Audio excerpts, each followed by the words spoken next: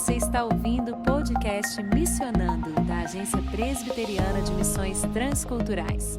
É a APMT aproximando você do universo da missão transcultural.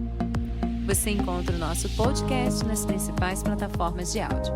É só seguir, curtir e compartilhar.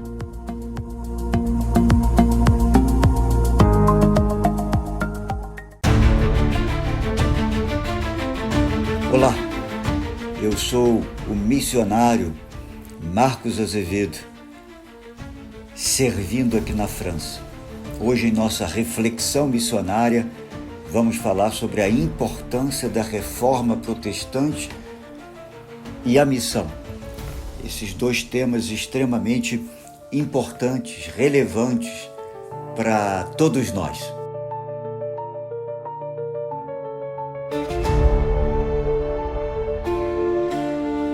Nós precisamos primeiramente compreender as raízes da crise que afeta a sociedade moderna e pós-moderna em geral e especificamente a sociedade europeia.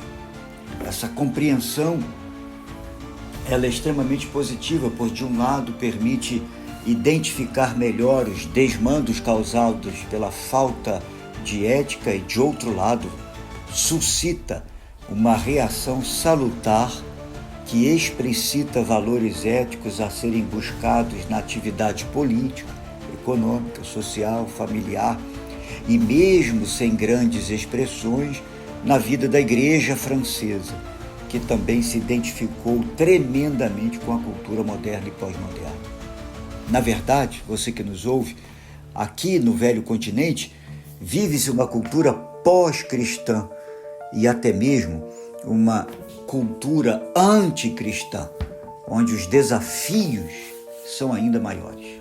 Quando pensamos na visão que Calvino tinha acerca da Igreja de Cristo, seu papel na sociedade, seu alcance na sociedade, sua missão, entendemos que, para o reformador genebrino, uma ação da igreja capaz de promover a dignidade do ser humano só seria possível pela ação regeneradora do Espírito Santo, onde o homem recebe o dom do Espírito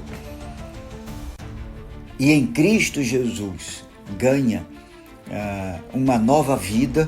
Ele é inserido no corpo de Cristo, chamado pelo poder do Evangelho e enviado ao mundo para testemunhar deste Evangelho e cumprir assim a missão que Deus tem para cada um de nós. Ora, nós precisamos compreender que a reforma do século XVI produziu alguns pressupostos teológicos que devem continuar norteando a caminhada da igreja na história, porque, afinal de contas, há um refrão, um princípio da reforma que diz: a igreja reformada está sempre se reformando. Assim, nós podemos chamar de pilares da reforma através dos 5 solas. E esses 5 norteadores são os seguintes. Primeiro, a supremacia das Escrituras. Somente a Escritura, o sola Scriptura, a palavra de Deus tornou-se o referencial da existência humana. A Bíblia estava esquecida, como em nossos dias. A palavra de Deus tem sido rejeitada. Então, houve, na época da Reforma, uma volta à palavra. Antes era a tradição suprema da Igreja Católica, porque a tradição superava as Escrituras. Agora, não podia ser mais assim, porque para os reformadores, a palavra, as Escrituras vão se tornar o centro da existencialidade humana. É a partir da Escritura que se vai criar uma nova cosmovisão, uma nova visão do mundo. Então, o povo passou a ter acesso as Escrituras. Ou seja, a poderosa obra do Espírito Santo na dinâmica da vida cristã pessoal e comunitária jamais pode estar separada das Escrituras. Somente a Escritura é a fonte da revelação divina e escrita de Deus, suficientemente capaz de transformar o coração do homem completamente empedernido pelo pecado. Ela é suficiente para a compreensão de toda a obra redentora que Deus realizou em Cristo Jesus. Portanto, uma igreja pautada na palavra de Deus há de ser a diferença na sociedade que a cerca e há de promover as transformações necessárias no mundo, pela vida e pelo anúncio do Evangelho, da palavra genuína de Deus. Depois nós encontramos um segundo pilar, que é a supremacia de Cristo, solos Cristo, somente Cristo. Em outras palavras, segundo a linguagem reformada, trata-se da salvação somente em Cristo, que tem início e fim na pessoa e na obra expiatória de Jesus Cristo na cruz, sendo ele o Cordeiro sem pecado, que pela sua morte outorgou-nos a justificação pela fé. Ora, nós precisamos compreender esses dois pilares absolutamente fundamentais para compreender a missão da igreja. Há outros, os outros três grandes pilares, mas esses dois são realmente balizadores para o cumprimento da missão. Segundo João Calvino, a igreja foi chamada e enviada para anunciar a palavra de Deus. A pregação do Evangelho em nossas igrejas deve edificar o povo de Deus, mas, ao mesmo tempo, provocar despertamento para que outros sejam chamados e enviados pelo Espírito Santo a fazer novos discípulos. Calvino seguia a teologia paulina, onde Deus, segundo o apóstolo Paulo, é quem nos chama para participar como colaboradores nesta empreitada maravilhosa de proclamar o Evangelho da salvação. Nós participamos da missão de Deus.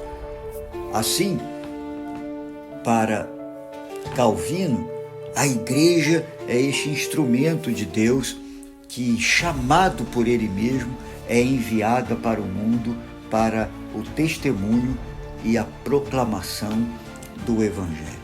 Portanto, do ponto de vista bíblico-teológico, a igreja não tem existência própria, separada ou autônoma, visto que ela não vive de si ou para ou por si.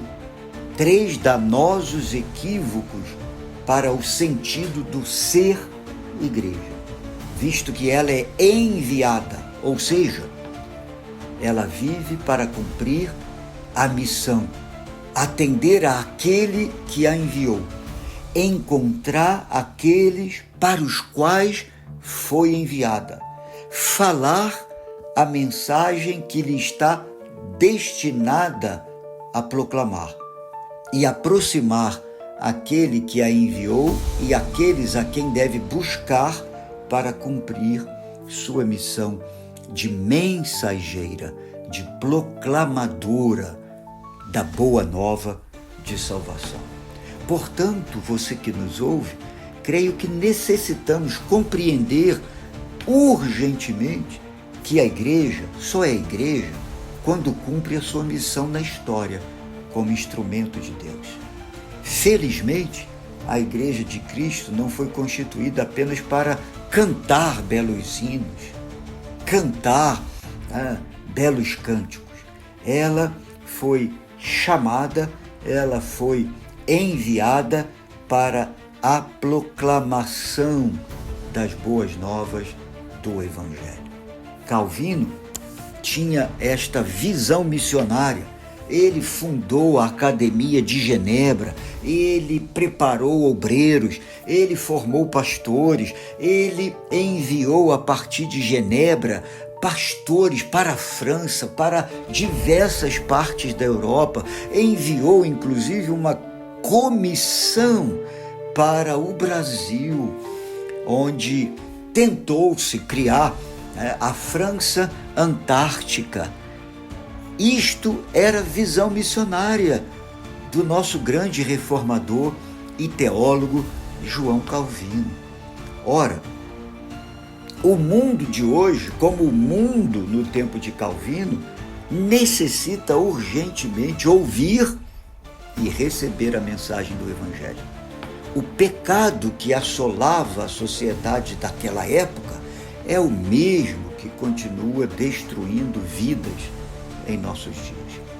Não podemos achar normal, por exemplo, que cerca de 65 mil pessoas sejam assassinadas todos os anos em nosso país. Essa escalada de violência revela o estado caótico do ser humano e de nossa sociedade brasileira. O Evangelho precisa alcançar o coração humano, do homem simples ao político mais eminente. Não basta sermos a maioria de cristãos no Brasil entre católicos e evangélicos. É preciso que o Evangelho faça diferença na sociedade. É preciso que o Evangelho, de fato, transforme as entranhas da sociedade, uma vez que o Evangelho, segundo Paulo e segundo o princípio da reforma, é o poder de Deus, o poder que salva. O Evangelho é este poder capaz de salvar o homem perdido, salvar aquele que crê, seja judeu, seja o gentio. Assim, para Calvino, somente o Evangelho pode transformar o coração do homem. Nesse sentido, a ação do Espírito Santo é absolutamente vital no convencimento do pecado, da justiça e do juízo. O Evangelho, a igreja que o proclama e a ação do Espírito Santo caminham juntos. Nós precisamos, de fato, meu querido ouvinte, conciliar esses princípios e assim efetivamente proclamarmos as boas novas do Evangelho.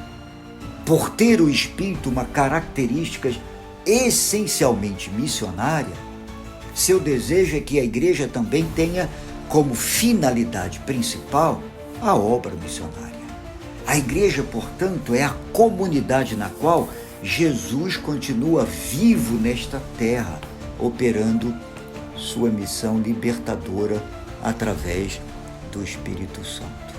É através do Espírito que os discípulos recebem autoridade espiritual para continuarem a missão do Senhor Jesus. É somente pela ação poderosa do Espírito na vida da igreja que ela pode compreender e obedecer à ordem de Jesus Cristo. Ide, portanto, fazei discípulos de todas as nações, batizando-os em nome do Pai e do Filho e do Espírito Santo, disse Jesus no final de seu ministério aqui, após a ressurreição. Após a morte e a ressurreição de Jesus Cristo, o Espírito Santo nos foi dado e a igreja oficialmente inaugurada no Pentecoste é enviada a proclamar esse Evangelho que é o poder de Deus para a salvação de todo aquele que crê. Portanto, meu amado ouvinte, nossa missão enquanto Igreja do Senhor Jesus é testemunhar e apresentar a salvação eterna através daquele que é o único capaz de salvar o homem perdido. Jesus, o único caminho, a única verdade e a única vida, fonte de vida. E tudo isso é pela graça, mediante a fé. Tal tarefa não cabe somente aos pastores, aos líderes, missionários e etc. Esta tarefa cabe a todos nós, pois todos nós, no sentido mais amplo, somos missionários. Nós fomos chamados e enviados como discípulos para fazer outros discípulos. Ou seja, essa é uma tarefa de todos nós. A missão da igreja é fora da igreja, fora de seus portões, no mundo, feita por cada um, pois biblicamente todos nós fomos chamados e enviados. Cumprimos a missão de Deus de diferentes maneiras, é verdade, mas o fundamental é que tenhamos consciência da missão e da urgência dessa missão e que estejamos disponíveis ao Espírito para que, guiados por Ele, sejamos verdadeiramente sal da terra e luz do mundo. Por isso, a missão que é de todos nós, ela deve ser realizada aonde Deus nos coloca. Aí, no Brasil, aonde você serve, aonde você trabalha, aonde você estuda, ela deve ser cumprida na sua família nuclear, na sua família mais ampla. Ela deve ser cumprida entre os amigos da universidade, da escola, entre os vizinhos, e ela deve ser cumprida de diversas maneiras, porque Deus nos habilita pelo seu Espírito, dando-nos dons, ministérios, e isto é de uma riqueza fabulosa, saber que todos nós podemos participar da missão que não é nossa, da missão que é de Deus. Por isso, oramos para que muitos sejam levantados e compreendam que os trabalhadores serão sempre poucos diante da imensidão da seara. Devemos orar para que sejamos a primeira resposta às nossas orações por mais trabalhadores.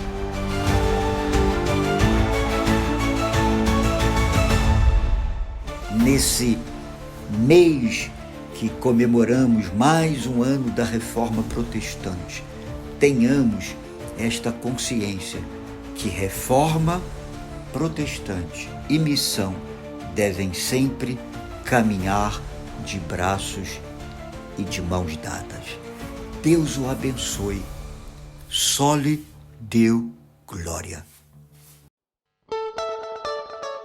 E este foi o podcast Missionando, uma produção da equipe de comunicação da APMT, sob coordenação de Kleber Macedo, produção e locução de Jussi Heredes, Lucila Ribas, Nilceia Parisi, Raquel Henrique e Tabata Mori. Edição, Vanessa Espinhosa.